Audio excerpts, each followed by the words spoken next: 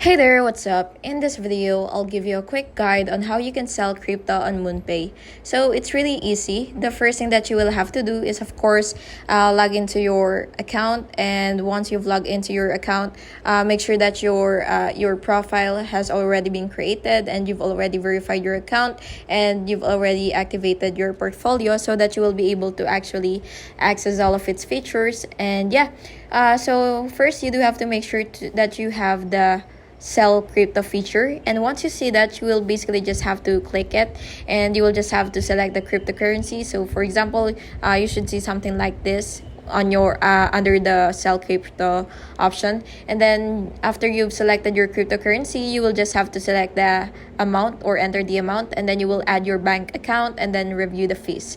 And then after all that, you will just have to basically confirm sale and complete the verification if prompted, and then the funds will be sent to your bank in around 1 to 3 business days, but it really depends on your bank account or your country.